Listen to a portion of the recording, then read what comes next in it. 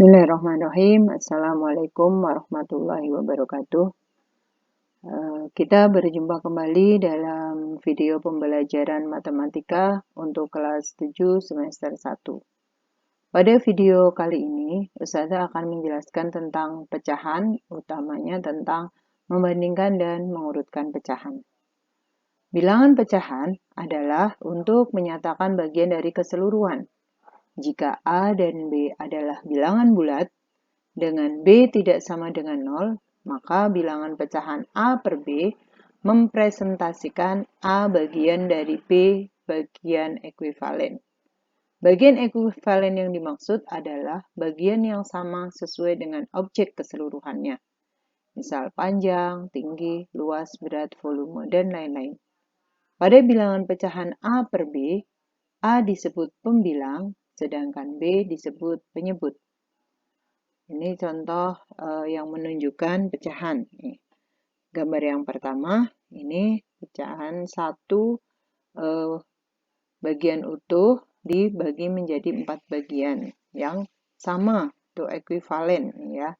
Kemudian untuk yang biru ini menunjukkan pecahan yang ditunjukkan gambar 1 adalah 1/4. Yang di arsir biru ada 1, bagian keseluruhannya 4, berarti 1/4. Untuk gambar 2, yang biru 1, bagian keseluruhannya 4, berarti ini menunjukkan pecahan 1/4. Untuk gambar 3, menunjukkan pecahan 2/6. Gambar 4 menunjukkan pecahan 5/12. Dan gambar 5 menunjukkan pecahan 4/12. Kemudian untuk jenis-jenis bilangan pecahan. Yang pertama ada pecahan biasa. Jadi pecahan biasa itu bagian pembilangnya lebih kecil dari penyebutnya. Ada juga yang menyebut selain pecahan biasa nama lainnya itu pecahan sejati. Kemudian yang kedua pecahan campuran. Jadi ada bilangan yang utuh, ini misalnya 2, 1/2 atau 3, 7/9 dan seterusnya. Kemudian pecahan desimal. Pecahan desimal itu biasanya pakai koma. 0,3, 1,25 gitu. Jangan lupa kalau menyebut pecahan desimal, bagian belakang koma itu nyebutnya angkanya. Nggak usah ada puluh-puluhan. Misalnya 1,25 gitu. Ya, itu yang betul.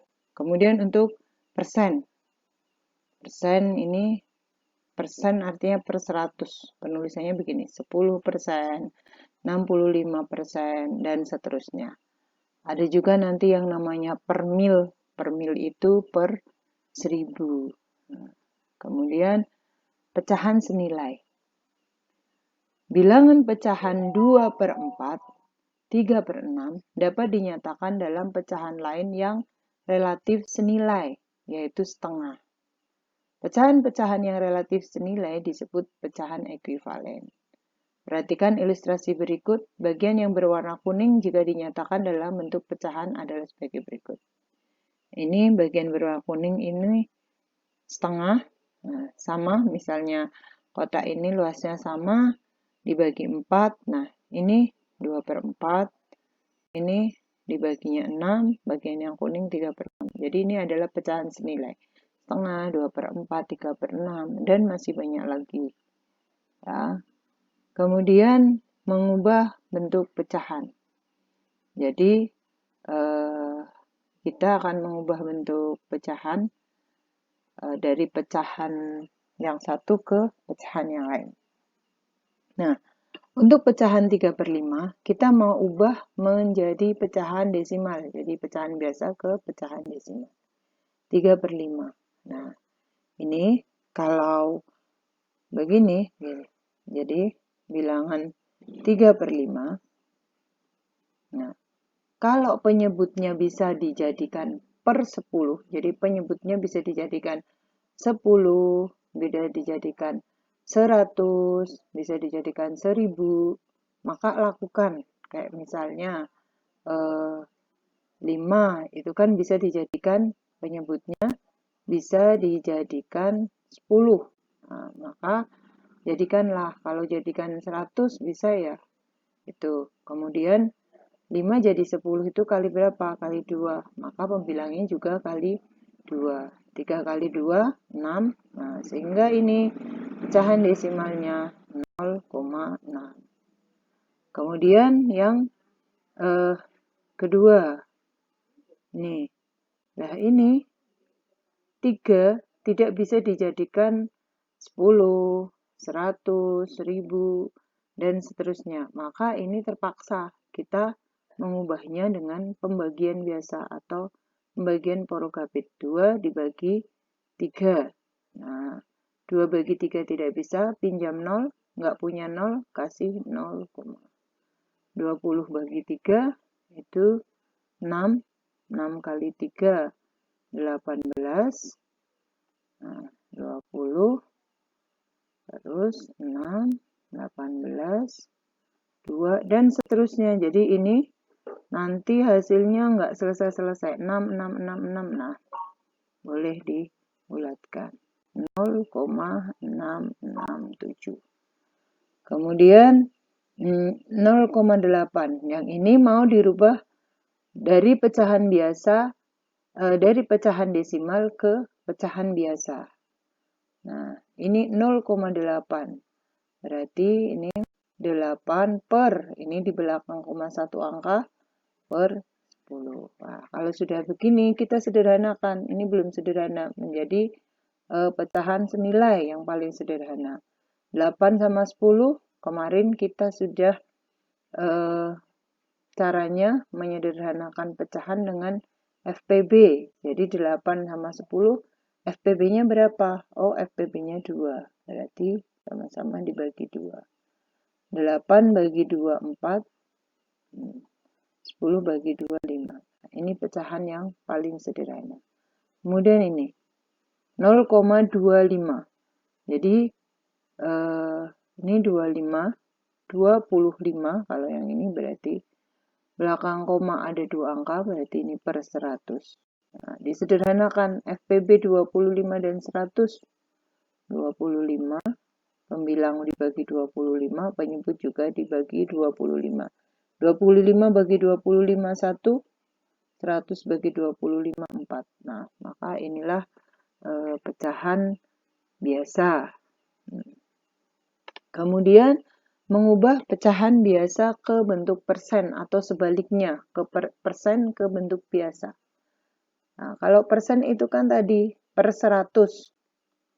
Nah, maka jadikanlah penyebutnya per 100. Nah, 4 jadi 100 kalinya berapa? 25. Ini kali 25. 3 kali 25. 75, maka ini 75%.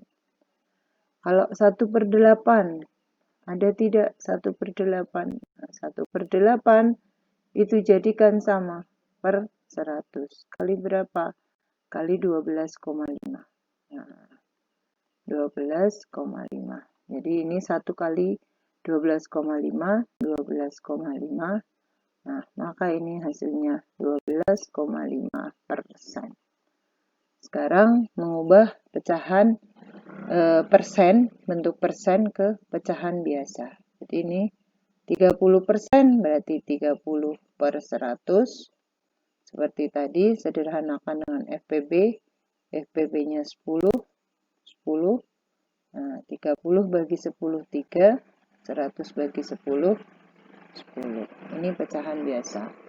Kemudian yang 173%. Jadi 173 per 100. Nah, ini bisa disederhanakan tidak? Kalau tidak, ini berarti jadi pecahan campuran nih. Nah, 173 bagi 100, 173 per 100. Ini yang paling sederhana. Kemudian mengubah pecahan desimal ke bentuk persen atau sebaliknya, persen ke bentuk desimal. Ini mudah ya. Desimal ke bentuk persen. Ini belakang koma 2 angka, pernya 100. berarti 47. Nah, ini sudah dengan sendirinya per 100, berarti 47%. Sedangkan ini, nah, belakang koma 1, 2 angka, 1, 2, berarti ini 6, berarti 6%. Nah, ini dijadikan pecahan biasa. 21 per 100. Ini tidak ada FPB-nya 1, jadi kalau dibagi 1 tetap, berarti ini adalah bentuk pecahan biasa yang paling sederhana. Ke bentuk desimal, maaf, berarti 21 per 100 di nolnya ada 2, 2 berarti 0,21. Nah, yang ini 8 per 100. Nah, ini per 100 berarti ada 2 angka di belakang koma. Nah, kita buat begini, 1, 2, koma. Ya, kemudian membandingkan pecahan. Tentukan bilangan yang lebih besar antara 3 per 4 dan 2 per 3. Jadi kalau membandingkan pecahan, mungkin ketika SD, kalau ada 2 pecahan begini, mungkin ada yang caranya dengan kali silang, ya, dikali silang. Misal ini, 3 kali 3, 9, 4 kali 2, 8. Oh, berarti lebih besar ini. Nah, gitu ya. Mungkin ya. Nah, kalau cara lainnya adalah dengan menyebutnya, disamakan penyebutnya. Menyamakan penyebut itu pakai KPK. Jadi KPK 4 dan 3 adalah 12. Kemudian 4 jadi 12 itu dari 4 kali 3 berarti yang atas kali 3. Pembilangnya kali 3, 3 kali 3 9.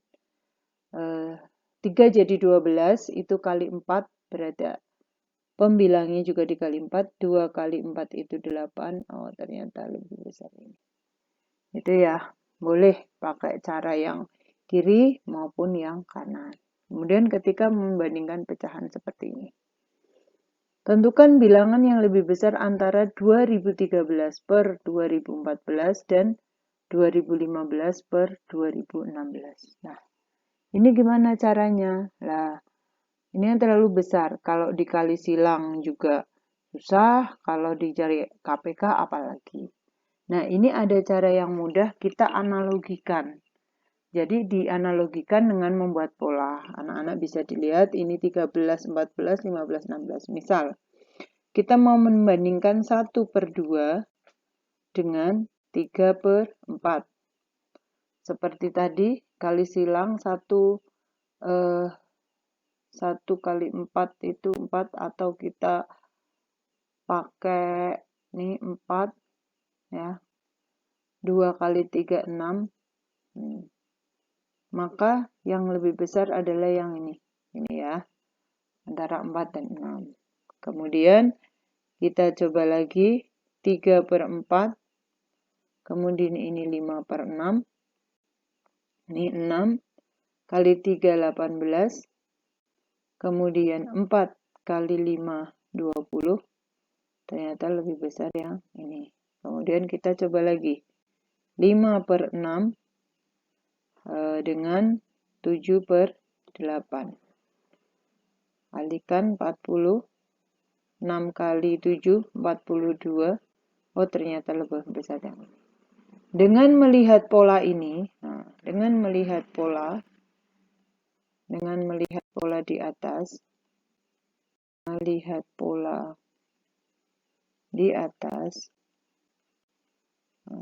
maka pecahan ini